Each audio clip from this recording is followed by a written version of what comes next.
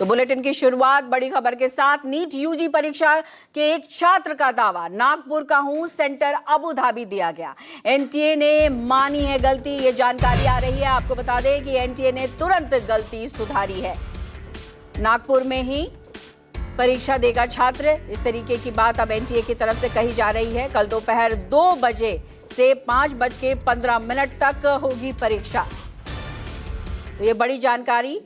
एक विद्यार्थी जो कि नागपुर का है, उसका सेंटर अबू धाबी दिया गया था और उसको लेकर जब उसने आवाज बुलंद की तो एनटीए ने अपनी गलती को मानते हुए उसका सेंटर नागपुर ही कर दिया है।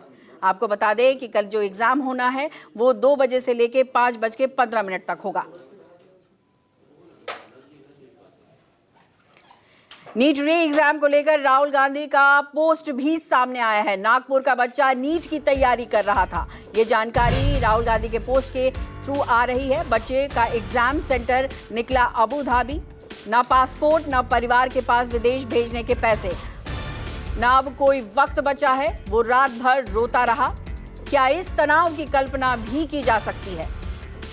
तो एनटीए की गलती पर राहुल गांधी का कटाक्ष एक्स पोस्ट के जरिए सामने आया है। बहुत हैरानी की बात है और शर्मनाक बात है कि आपने दोबारा एग्जाम दिया और उसके बाद भी इस तरह की भारी गलती, जिसमें आपने नागपुर के स्टूडेंट का एग्जामिनेशन सेंटर अबू धाबी कर दिया, 2500 से ऊपर किलोमीटर दूर, और बेशर्मी की इंतहा को बोले नहीं आप नया सेंटर दे देंगे।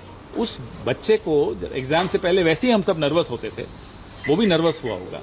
उसकी नर्वसनेस में आपने उसके ऊपर एक और मुसीबत डाल दी, उसके परिवार पे एक और मुसीबत डाल दी कि उसको अबू धाबी जाकर एग्जाम देना पड़ेगा और फिर हाथ झटक के कहते हैं चलो फिर एक और सेंटर दे देंगे।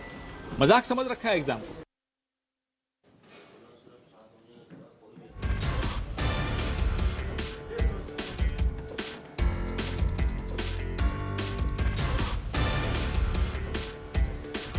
और इसी बड़ी खबर पर इस वक्त हमारे साथ जुड़ रहे हैं इंद्रजीत। आइए सीधा उनका रुख करते हैं। इंद्रजीत, बड़ी खबर है, ये इसको बड़ी खबर इसलिए माना जाएगा तो एक तो स्टूडेंट्स पहले ही तनाव में है कि दोबारा एग्जाम देना पड़ रहा है, और अब एक विद्यार्थी जो कि नागपुर का रहने वाला है उसका सेंटर अबू धाबी कर दिया जाता है और फिर एनटीए माफी मांग लेता है और सेंटर वहीं दे देता है।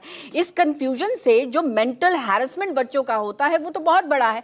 ऐसे में क्या माफी मांग लेना और इसका सुधार कर पाना क्या माना जाए कि हाँ भाई हो गया काम, ठीक है अब जी एनटीए को क्षमा कर देना चाहिए? जी बिल्कुल पल्लवी, एनटीए को क्षमा नहीं करना चाहिए, क्योंकि उस बच्चे की क्या स्थिति रही होगी जो कि 8-8, 10-10 घंटे पढ़कर एक तो पहले एग्जाम दिया था, वो एग्जाम फिर से री एग्जाम देना पड़ रहा है। पहले एग्जाम रद्द हुआ, उसके बाद री एग्जाम दे रहा है और री एग्जाम देने के बाद जब थर्सडे को वो अपना एडमिट कार्ड डाउनलोड करता है तो उसका सेंटर अबू धाबी आ जाता है। गरीब परिवार को अबू धाबी कितना बड़ा सदमा लगा होगा आप समझ सकती हैं, क्योंकि न पासपोर्ट है, न पासपोर्ट तुरंत बन सकता है, और पासपोर्ट बनता भी है तो किराए का इंतजाम करना, कैसे जाएगा, कहाँ रहेगा, अबू धाबी में कैसे एग्जाम देगा। हालांकि एनटीए ने अपनी गलती जरूर सुधार ली है, लेकिन निश्चित तौर पर इसको लेकर सवाल उठेंगे, क्योंकि कितना जो वो छात्र है वो कितना दुख में रहा होगा, कितना सदमे में रहा होगा कि इतने घंटे पढ़ने के बावजूद भी अब वो एग्जाम नहीं दे पाएगा।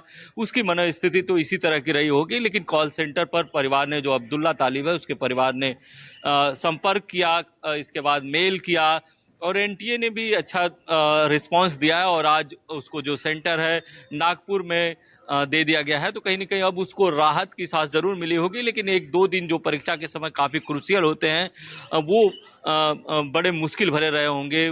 लड़के के लिए तो रहे ही होंगे, उस पूरे परिवार के लिए रहे होंगे। और मुश्किल इसलिए भी है क्योंकि ये दूसरी बार परीक्षा हो रही है, पहली बार नहीं हो रही है पल्लवी।